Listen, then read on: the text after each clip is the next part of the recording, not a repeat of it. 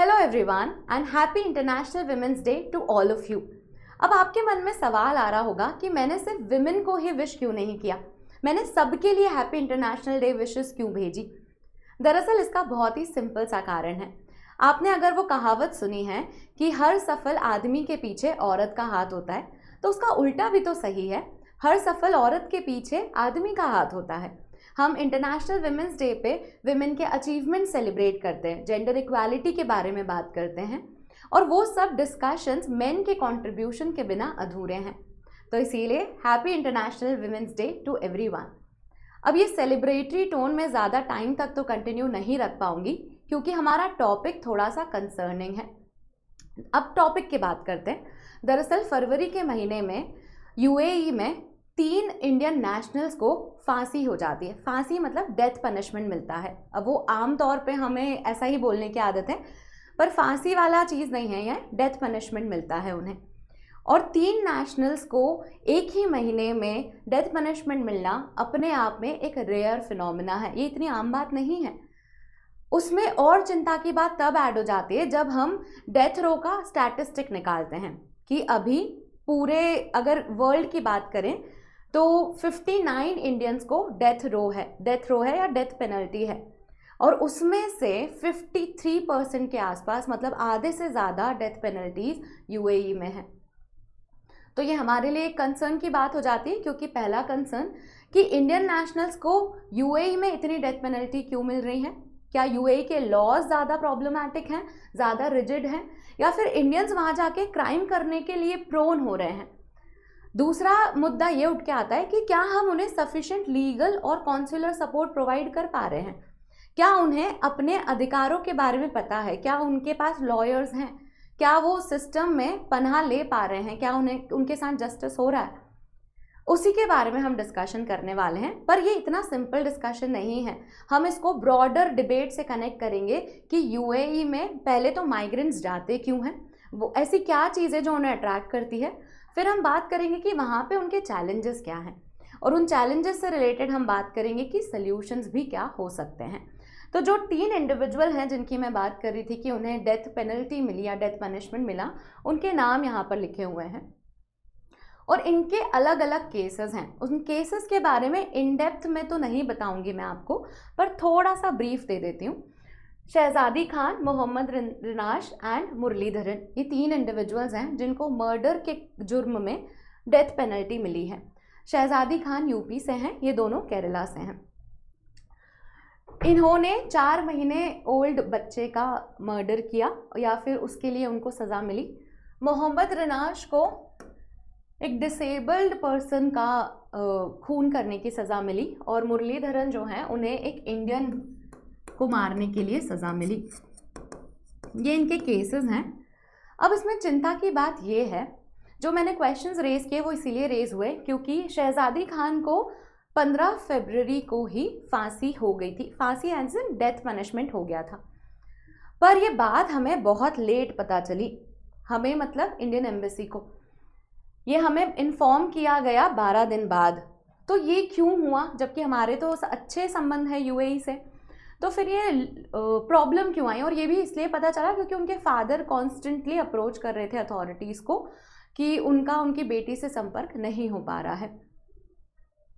इन दोनों के केस में, मोहम्मद रिनाश के केस में उनकी मम्मी ने, उनकी जो मदर हैं, उन्होंने केरला के चीफ मिनिस्टर से पूछा और गुहार लगाई, उन्हें पिटिशन भी किया कि इस केस में आप कुछ कर सकते हैं क्या। और वो क्वेश्चन भी रेज कर रहे हैं कि क्या उन्हें सफिशिएंट लीगल सपोर्ट मिल रहा है, और यही मेजर चर्चा है। उसके बदले में मिनिस्ट्री ऑफ एक्सटर्नल अफेयर्स ने बोला कि हमने इंश्योर किया है कि उन्हें सफिशिएंट लीगल सपोर्ट मिला, सफिशिएंट कॉन्सुलर सपोर्ट मिला, और उसके बाद मतलब हमने कोशिश की कि उनकी मर्सी पिटिशन और उनकी पार्डन रिक्वेस्ट भी प्रॉपरली हो, और उसके बाद फिर उनका एग्जीक्यूशन हो गया। तो ये उनकी स्टोरी है। पर इसमें से जो क्वेश्चंस हमें रेज होते हैं वो ये हैं कि हमारे रिलेशंस अच्छे हैं, तो फिर यूएई इंडियन नेशनल्स को इतना फ्रीक्वेंटली डेथ पनिशमेंट क्यों दे रहा है। दूसरा, ये जो लैग आया कि हमें बहुत टाइम बाद पता चला कि किसी इंडिविजुअल को डेथ पनिशमेंट मिल गया है, तो वो क्यों हुआ, ये क्या प्रॉब्लम हो गई। तो आज के इस वीडियो में हम शुरुआत करेंगे कि लोग यूएई जाते क्यों हैं, क्या प्रॉब्लम्स हैं वहाँ पे, और फिर उनके सल्यूशंस क्या हैं, वो डेथ पनिशमेंट के शिकार कैसे हो जाते हैं, और फिर हम जनरली उसके सल्यूशंस की बात करेंगे। लास्ट में मैं एक सवाल भी पूछूंगी आपसे, वो MCQ फॉर्मेट में है, तो उसका जवाब देने की ज़रूर कोशिश कीजिएगा। इन सब के पहले मेरे पास एक अनाउंसमेंट है, अनअकैडमी के सब्सक्रिप्शन पे 60% ऑफ चल रहा है। अगर आप UPSC में करने में दिलचस्पी रखते हैं तो आप मेरा कोड MM05 का इस्तेमाल करके इसमें एनरोल कर सकते हैं। प्रीलिम्स का क्रैश कोर्स भी है हमारा ऑनगोइंग, जिसमें आप एनरोल कर सकते हैं। अगर आप प्रीलिम्स क्लियर कर देते हैं तो फिर आपको मेंस का भी कोर्स इसमें फ्री मिल जाएगा। अगेन मेरा कोड MM05 का इस्तेमाल करना होगा। अगर आप इस साल प्रीलिम्स दे रहे हैं तो आपको मॉक टेस्ट लगाने चाहिए, और ऐसा ही एक मॉक टेस्ट अनअकैडमी भी ऑर्गेनाइज कर रहा है, all India prelims mock test 9 मार्च को है ये। इसमें GS और CSAT का पेपर है, और इसमें रिवॉर्ड्स भी हैं। अगर आप टॉप 10 रैंकर बनते हैं तो फिर आपको प्रीलिम्स का टेस्ट सीरीज़ 1 महीने के लिए फ्री है। अगर आप टॉप 30 रैंकर बनते हैं तो CSAT का टेस्ट सीरीज़ फ्री है, कोड MM05। अब फिर से टॉपिक पे आते हैं। तो अगर मैं आपको स्टैटिस्टिकली कुछ चीज़ें बताऊं कि हमारे लिए UAE जो है वो इतना ज़्यादा प्रेफरेंस वाला देश है, ये हमें कैसे पता चलता है कि हमारे माइग्रेंट्स जो हैं वो वहाँ जाते हैं, हमें कैसे पता है? तो हमें स्टैटिस्टिक्स के थ्रू पता है। इंडिया की सबसे बड़ी ताकत ही उसके लोग हैं। हमारे यहाँ पर लोग जो हैं वो हमारी सबसे बड़ी ताकत है। इंडिया सबसे ज़्यादा इंटरनेशनल माइग्रेंट्स के ओरिजिन कंट्री है, मतलब कि इंडिया के सबसे ज़्यादा डायस्पोरा इंडिया के पास है। और उसमें से भी अगर कंट्री वाइज मैं बताऊं तो सबसे फर्स्ट प्रेफरेंस माइग्रेंट्स की USA है, अमेरिका जाना चाहते हैं वो। उसके बाद जो सेकंड नंबर पे कंट्री आती है वो UAE है, सेकंड नंबर की प्रेफरेंस वाली कंट्री UAE है। तो ये हमारा इंटरनेशनल माइग्रेंट्स को लेके कुछ एनालिसिस है। उसके अलावा कुछ और फैक्ट्स है, पर वो UAE स्पेसिफिक है। पहले तो आपको ये पता होना चाहिए कि हमारा लार्जेस्ट एक्सपोर्ट जो है वो ह्यूमन रिसोर्स का ही है। हमारे लोग स्किल्स वाले लोग हैं जो ऑफर करते हैं दूसरी कंट्रीज में अपना लेबर और अपना जीवन यापन करते हैं। तो ये जो चीज़ है, इंडिया की सबसे बड़ी ताकत उसके लोग हैं, उसका लेबर है। और इसीलिए हमारे दायित्व बनता है कि हमारे इंटरनेशनल माइग्रेंट्स सेफ्टी से रहे, सिक्योरिटी से रहे, उन्हें जो भी चीज़ें चाहिए वो हम उन्हें प्रोवाइड करा पाएँ, ताकि वो इंटरनेशनली भी अगर माइग्रेट कर रहे हैं और हमें रेमिटेंस पहुंचा रहे हैं तो हम उन्हें भी सफिशिएंट सिक्योरिटी प्रोवाइड कर पाएँ। और दूसरे स्टैटिस्टिक्स में देखें तो मैंने अपने इंट्रोडक्शन में ही बोला था कि सबसे ज़्यादा UAE में ही डेथ पेनल्टी या डेथ पनिशमेंट्स हैं इंडियंस को। तो 54 डेथ पनिशमेंट्स में से 29 इंडियंस जो हैं वो UAE के हैं। UAE में सबसे ज़्यादा डेथ पनिशमेंट है, उसके बाद फिर सऊदी अरेबिया में है।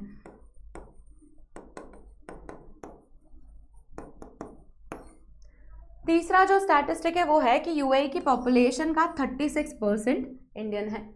36% पॉपुलेशन UAE की इंडियंस है, तो हमारा बहुत सिग्निफिकेंट चंक UAE में रहता है। ये तो UAE से रिलेटेड स्टैटिस्टिक्स हो गए। अब इतनी पॉपुलेशन रहती क्यों है वहाँ पे? ऐसा क्या चीज़ है जो UAE में अट्रैक्ट करती है? तो उसके बारे में बात करेंगे। तो ये सुंदर सा डायग्राम मैंने बना रखा है कि UAE ऐसा क्या ऑफर करता है कि वो एक प्रिफर्ड लोकेशन है। सबसे पहले है जॉब। माइग्रेट क्यों करते हैं? अच्छा जीवन जीने के लिए, अच्छा स्टैंडर्ड ऑफ लिविंग के लिए। तो UAE में एम्प्लॉयमेंट है, ब्लू कॉलर वर्क भी है, वाइट कॉलर वर्क भी है। ब्लू कॉलर मतलब कंस्ट्रक्शन वर्कर्स का काम आप कर सकते हैं, ड्राइविंग जैसे काम भी आप कर सकते हैं। हेल्थ केयर में भी बहुत सारी जॉब्स हैं UAE में। वाइट कॉलर में अगर मैं बताऊं तो IT कंपनीज में भी रिक्रूटमेंट्स होते हैं। तो इंडियंस एम्प्लॉयमेंट में ब्लू कॉलर वर्कर्स और वाइट कॉलर वर्कर्स में है। दूसरा जो अट्रैक्टिव फीचर है जो UAE के रिस्पेक्ट में लगता है वो है टैक्स फ्री इनकम। UAE में पर्सनल टैक्स नहीं होता, तो इसीलिए आपके पैसे बचते भी हैं। तीसरा है ईजियर वीज़ा, आसानी से वीज़ा मिल जाता है। US के कंपैरिजन में काफ़ी ईजियर वीज़ा मिल जाता है।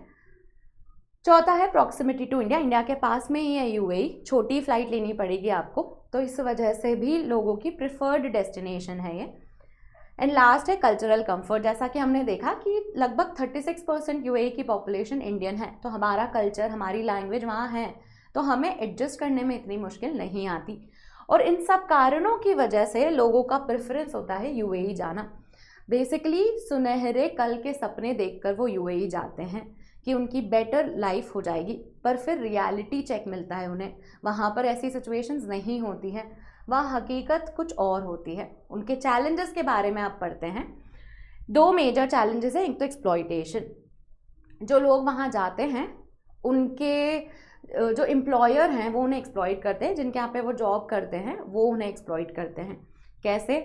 उनका पासपोर्ट होल्ड कर लेते हैं, वो पासपोर्ट नहीं देते जिससे वो वापस नहीं आ सकते। फिर उनको बहुत सारे लंबे टाइम तक काम करना होता है, लंबे वर्किंग आवर्स होते हैं, टाइम पे सैलरी नहीं देते हैं, सैलरी विथ होल्ड कर लेते हैं उनकी, छुट्टियां नहीं मिलती हैं, घर नहीं आने देते हैं, बातचीत नहीं करने देते हैं। इस तरह का एक्सप्लॉइटेशन लोगों का देखा है। बहुत सारे लोग जो हैं वो सपने देख के चले जाते हैं और वहाँ फिर हकीकत में बहुत बुरा होता है उनके साथ। और इसके कारण, ये एक्सप्लॉइटेशन के कारण और इससे निकलने के कारण वो कहीं ना कहीं क्राइम कमिट करने के प्रोन हो जाते हैं। फिर ऐसा होता है कि आपने उनको और पुश कर दिया है ताकि वो क्राइम कमिट करें। दूसरा जो चीज़ है, जो चैलेंज है, वो है वहाँ के रिजिड लॉज। यूएई में सिविल और शरिया लॉज दोनों हैं और जिसके कारण डेथ पनिशमेंट्स बहुत आसानी से मिल जाता है। हीनस क्राइम्स को लेके आसानी से डेथ पनिशमेंट्स दिया जाता है। रेप हो गया, मर्डर हो गया, ट्रेजन हो गया, इनके क्राइम्स के कारण डेथ पनिशमेंट्स मिलती हैं और इंडियंस जो हैं इस चीज़ का शिकार हो जाते हैं। फिर क्या होता है, उनके पास सफिशिएंट रिसोर्सेज नहीं है लॉयर करने के, लोगों अपने लोगों से कांटेक्ट करने के रिसोर्सेज नहीं होते, जिसके कारण उनकी परेशानियां और बढ़ती चली जाती हैं। अब सल्यूशन की बात करें तो सल्यूशन क्या हो सकता है? सल्यूशन यही है कि हम उन्हें लीगल और कॉन्सुलर सपोर्ट प्रोवाइड करें, जो भी उन्हें सपोर्ट चाहिए हम उन्हें वो प्रोवाइड करें। हमें अवेयरनेस भी फैलानी होगी, हमें उन्हें सपने नहीं हकीकत बतानी होगी कि वहाँ पे जो लोग हैं वो भी परेशानी में जीवन यापन करते हैं। ऐसा नहीं है कि आपका कल सुनहरा ही है, आपको हकीकत से वाकिफ़ कराना होगा लोगों को। रियलिटी चेक मिलना बहुत ज़रूरी है ताकि वो अवेयर रहें कि उनका फ्यूचर किस तरह का दिख सकता है। और लेबर कोड्स भी वहाँ इम्प्लीमेंट होने चाहिए ताकि एक्सप्लॉइटेशन जो है, लॉन्ग वर्किंग आवर्स और पासपोर्ट विथ होल्ड कर लेना, ये सारी चीज़ें मिनिमाइज हो सकें। तो ये कुछ सल्यूशंस हैं जो इस रिस्पेक्ट में, इन केसेस के रिस्पेक्ट में हम कर सकते हैं। अब जो एमसीक्यू की मैं बात कर रही थी उस पर आते हैं। ये एमसीक्यू इतना आसान नहीं है, आप थोड़ा सोचिएगा कि इसका राइट आंसर क्या हो सकता है। As per recent trends which Indian state has overtaken Kerala in sending the highest number of migrant workers to Gulf countries. Recently किसी स्टेट ने केरला को ओवरटेक कर दिया और अब वहाँ से हाईएस्ट नंबर ऑफ माइग्रेंट्स जाते हैं गल्फ कंट्रीज़ में। देखिए ऑप्शंस, ए तमिलनाडु, बी उत्तर प्रदेश, सी आंध्र प्रदेश, डी वेस्ट बंगाल। आप अपना आंसर कमेंट में बता सकते हैं ABCD करके। जो भी सही जवाब देगा मैं उसको रिप्लाई कर देती हूँ, जो गलत जवाब देता है उसको भी मैं रिप्लाई कर देती हूँ ट्राई अगेन करके। तो इस पूरे केस में डेथ पेनल्टी सही थी नहीं थी, उन्होंने एक्चुअल में क्राइम किया था नहीं किया था, उस डिबेट और डिस्कशन में हम नहीं गए। हमने डिस्कशन किया कि यूएई में इतनी सारी डेथ पनिशमेंट्स मिलते क्यों हैं और इंडियंस जो हैं वो वहाँ जाने का इतना मन रखते क्यों हैं, उसके अराउंड हमारा डिस्कशन था। अगर आपको इन्फॉर्मेशन पसंद आई है तो आप हमें कमेंट सेक्शन में ज़रूर बताएं। आप हमें क्वेश्चन का आंसर भी कमेंट में बता सकते हैं। इस वीडियो को लाइक और शेयर कीजिए और चैनल को सब्सक्राइब कर लीजिए। Thank you.